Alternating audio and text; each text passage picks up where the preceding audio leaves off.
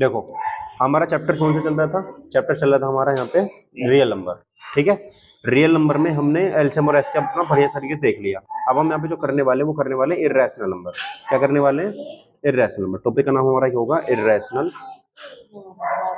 IRRATIONAL, irrational number. Number ठीक है, irrational number, ठीक है। अब समझ लो इर्रेशनल नंबर की हमें बात करते हैं। इर्रेशनल नंबर हमारे होते क्या हैं?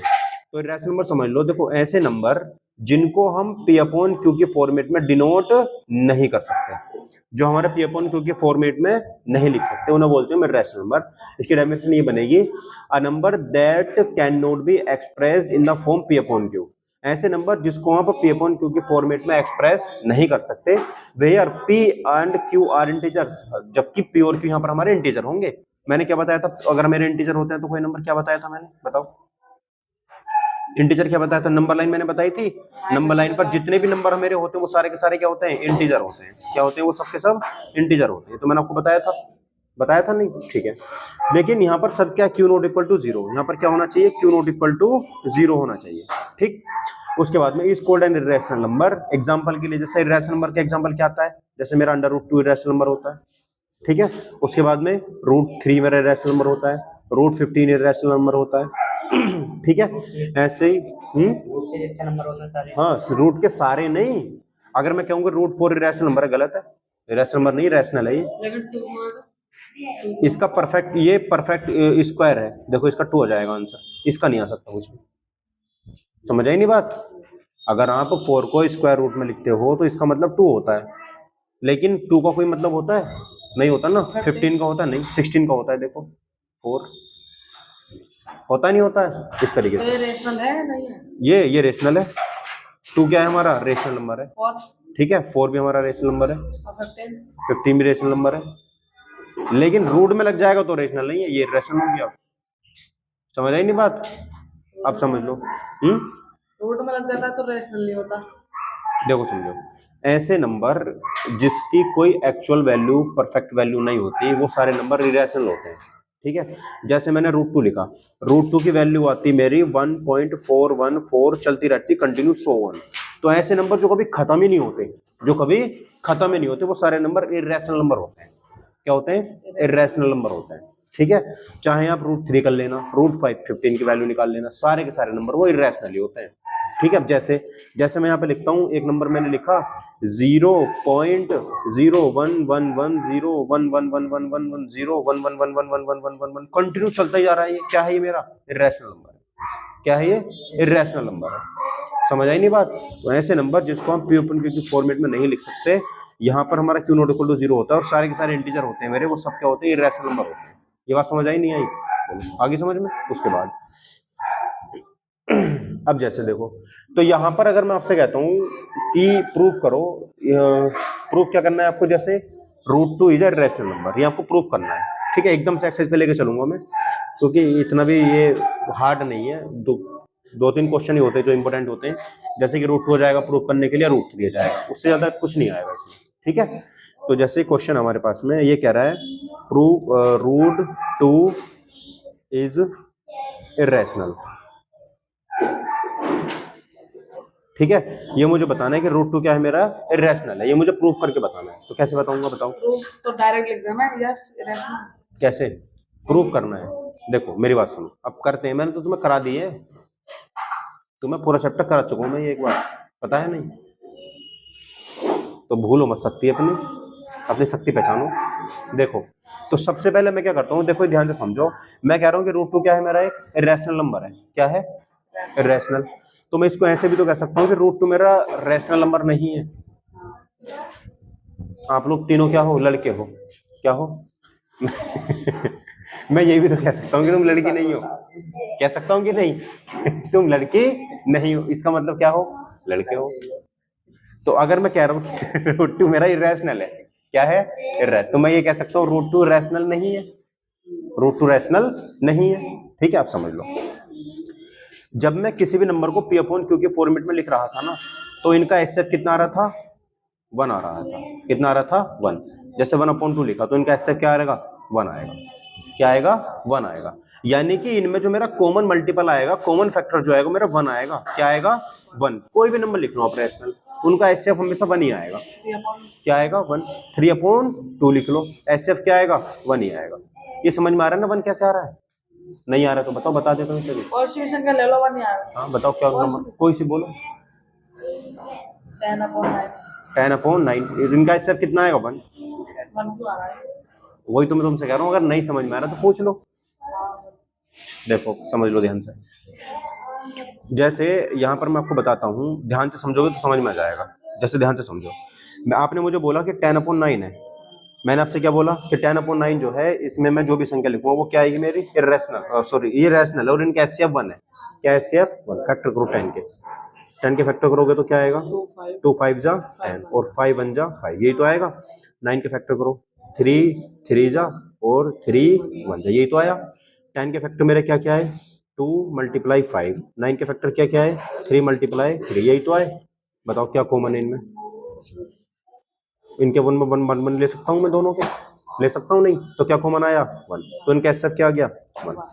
तो कोई भी नंबर लिख लो आप, क्या लिख लो, कोई भी नंबर लिख लो, बोलो। 4/2 नहीं, 4/2 को पहले सिंपलेस्ट फॉर्म में लेके जाओगे, किसमें करोगे, पहले सिंपलेस्ट फॉर्म। तो 2 1 जा 2, 2 2 जा 4, तो कितना आया, 2/1, ऐसे 1 ही आएगा।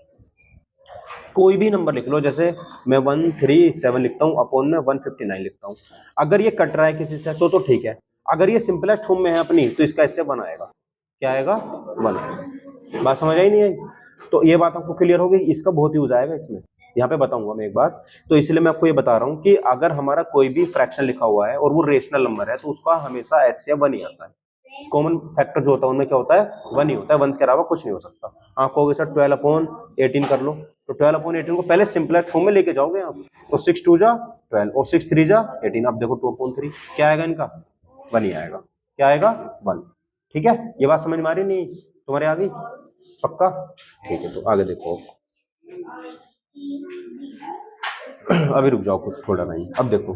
तो मान लेते हैं, क्या मान लेते हैं, जैसे मुझे प्रूव करना है √2 क्या है मेरा, एक रैशनल नंबर है। ये मेरा सीबीएसई में आया हुआ है, 19 में आया था, 10 में आया था, 9 में आया था, 8 में आया था, 2023 में आया हुआ बोर्ड का पेपर है ये। स्टैंडर्ड में आया था। मैथ 2 तरीके से होता है, बेसिक होता है और स्टैंडर्ड होता है। ये स्टैंडर्ड में आया था। तो एज्यूम कर लेते हैं, लेट अस एज्यूम दैट √2 भी क्या है, हमारा एक रेशनल नंबर है। क्या है, √2 क्या है, हमारा एक रेशनल नंबर है। ठीक है, तो लेट सॉल्यूशन कर लेते हैं इसका। देखो पूरी लैंग्वेज ही लिखूंगा, बोल दूंगा, तुम लिख लेना। ठीक है, फिर भी एक क्वेश्चन में लिख देता हूं, let us assume √2 be a rational number. √2 क्या है, मेरा रेशनल नंबर है। ठीक है, ये बात समझ में आई नहीं आई, बोलो समझ में आई? √2 मैंने रेशनल नंबर मान लिया। अब जैसे ही मैं किसी को रेशनल नंबर मानता हूं तो वो नंबर किसके इक्वल हो जाएगा, P/Q के। बोलो, रेशनल नंबर क्या होता है, जो P/Q के इक्वल होता है।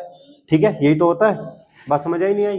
ठीक है, अब देखो अब यहाँ पे कर लेते हैं हम स्क्वायरिंग ऑन बोथ साइड। दोनों तरफ क्या कर लेता हूं मैं, इसका स्क्वायर कर लेता हूं।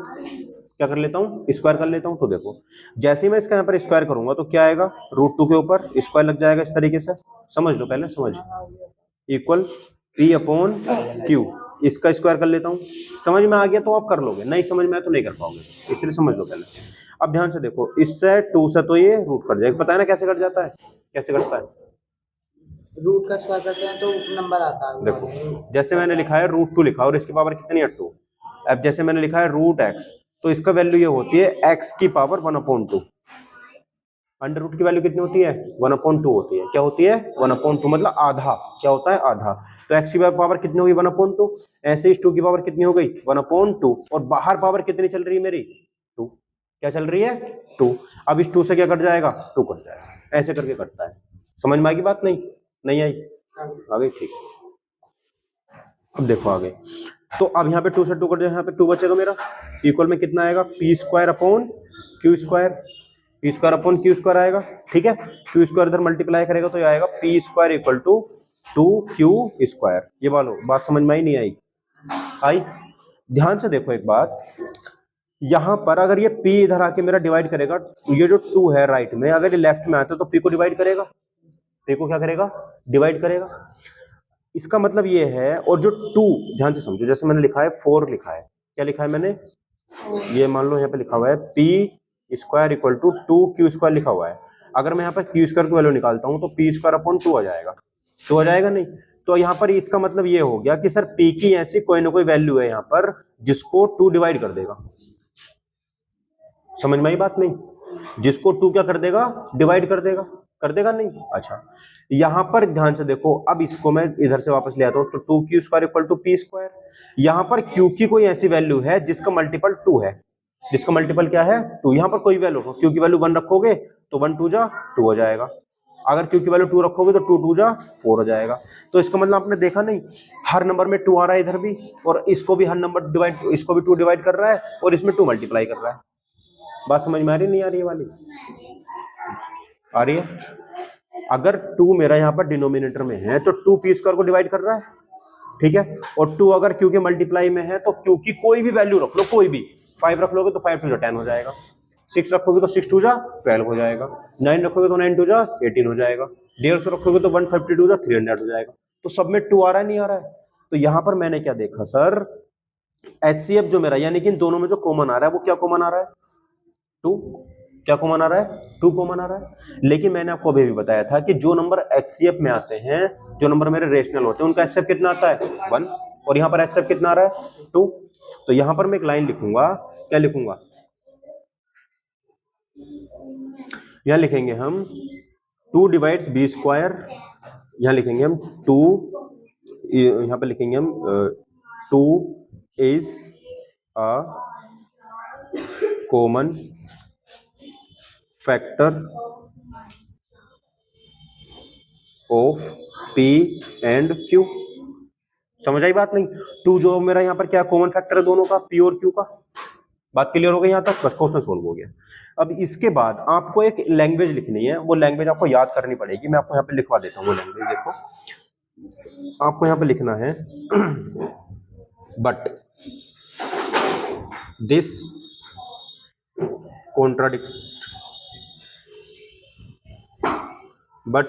contradicts the fact that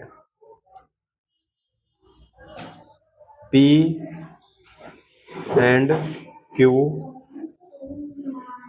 have no common factor other than 1।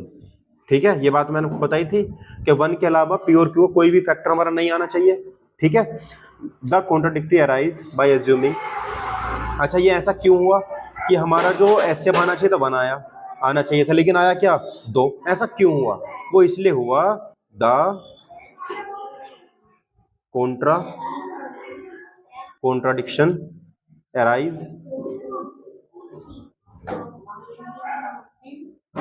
Bye assuming. हमने क्यों आया ऐसा हमारा, क्योंकि हमने एज्यूम ही गलत कर लिया था, ठीक है। एज्यूमिंग दैट, क्या एज्यूम कर लिया था हमने, √2 is a rational.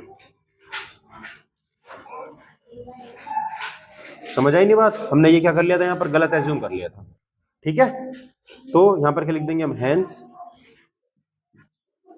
√2 is a irrational.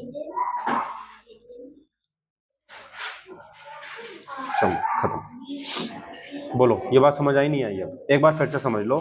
Question हमसे कह रहा था कि √2 इज इर्रेशनल, ये मुझे प्रूव करना था, ये क्या करना था मुझे यहाँ पे प्रूव करना था। तो मैं प्रूव कैसे करता इसको, बोलो, ठीक है। तो इसे प्रूव करने के लिए मैंने क्या करा कि मैं इसको √2 को इर्रेशनल मान करके रैशनल मान लेता हूँ, एज्यूम कर लेता हूँ कि √2 क्या है, मेरा एक रैशनल नंबर है, क्या है, रैशनल नंबर है।